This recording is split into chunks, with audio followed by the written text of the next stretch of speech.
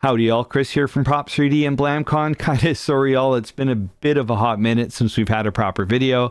With the opening of the Blamcon store, it has been very much all hands on deck, and these two hands have been required pretty much all day and all night. I'm very grateful I was able to take a bit of time off my work over the holidays to work on this and bringing you Blamcon. Finally. Until now, Blamcon, of course, has been quite theoretical, as you've seen them in the videos, but unable to get your hands on them. So we opened the kits up a little while ago. The response has been fantastic. And through there, we started to open up the store to full and complete Vypers, including this one, beautifully painted by Mike.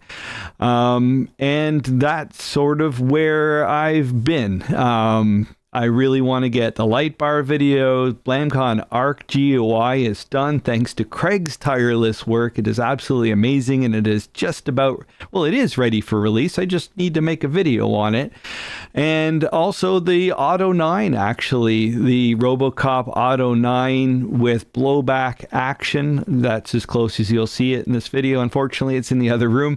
Is released on the Blamcon website, and I'll be doing a video for that right away. But we need to get all of the Vypers that have been ordered out, and actually that's also been very exciting because throughout this whole thing the plan has always been to move the build infrastructure over to Mike's, and with Tyler getting here a couple weeks ago and hitting the ground running, of course I've had to take a bunch of time off to work with him and work with Mike on complete Vyper builds, but we're more and more having the builds done at their side, which is awesome because it frees me up to make more content. I mean, we sort of need a flow going on. This needed to happen. It's happening. It's going great, but it does create a little bump in the content, so apologies for that. Hopefully we'll start to make that up very, very quickly. One thing I wanted to do in this video, which is the big thing, is today I released the version 3 of the Vyper. This is the version 2. This is the version 1, and the version 3 is there. And I just wanted to explain the difference between the three because there's been a lot of talk on Discord today. Do I need to upgrade? Is there a big difference? Absolutely not. It's a small difference. I'm always tweaking. The version 1 to version 2 is a reasonable difference. They both work great. Oh, this being the version 2, sorry. But the version 2 is much more robust. Any one we're sending out now is the version 2 and getting into the version 3. A lot of the difference has been around the builds on your end because all of the ones we produce here have the metal charging handle. And with the V1, it was a bit thin when printed out of PLA. The thing is, we're using this really high quality, impact resistant performance PLA that's made right here in Canada. And, you know, we're kind of complacent in the fact that that stuff is tough as nails. If you check my short from a little while ago, I literally do print a hammer and actually print a nail as well and hammer it through 2 pieces of wood. It's crazy strong, but it doesn't mean the community as a whole is using this kind of filament. So we beefed up the charging handle quite a bit. So we are actually sending out the first V1s to those who have helped us out and supported us.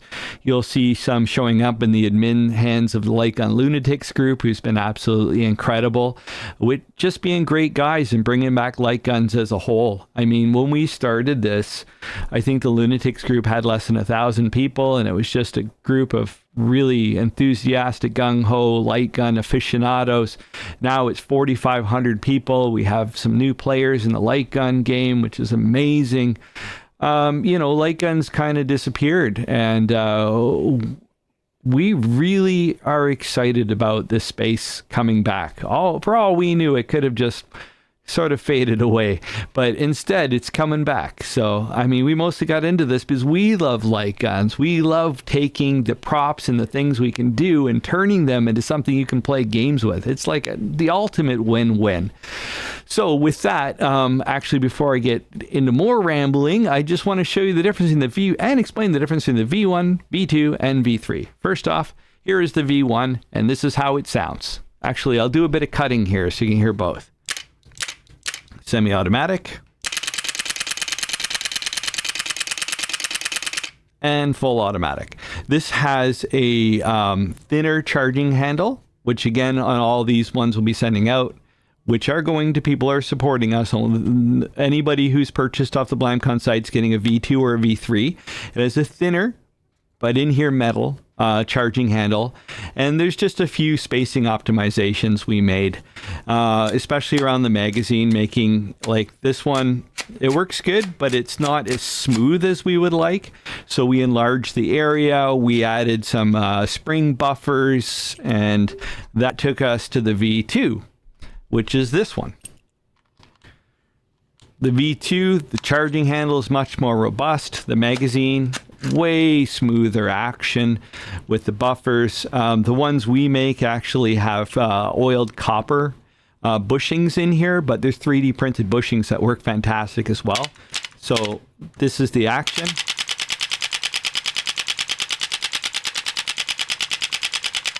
Almost the same, right? You can't really hear a difference. So the V3, which was just published today, has two small changes. One is to the selector switch. The way I have the selector switch now, it torques as well as turns, which makes it very easy to operate. But some people were having issues with it getting stuck down. Essentially, it's easy to fix, but I cinched it up and I turned it up a bit so the angle that it rotates is smaller. So it just makes it a little snappier.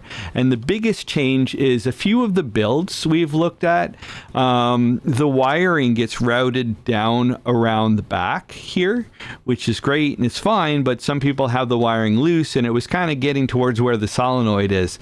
So I added a captive piece for the solenoid to contain the solenoid, and at the same time I was like, you know what, I have a real steel blankety blank happy thing that I can't mention on YouTube being Canadian, and my happy thing has a buffer on the back that has a large spring, and when I bought this thing it would spring when it has its own recoil, and I added a buffer into it, which is a well-known way of dampening it down. And then some people ask, hey, can I, at the same time, tangentially, can I make the Vyper quieter or change the sound of the recoil? And while you can change the spring on this end, I was like, hey, you know what? I can do the same thing, add a buffer in here, and then just have more control. You see, it doesn't sound really any different. I dare you to hear the difference. I'll play all three actually together now.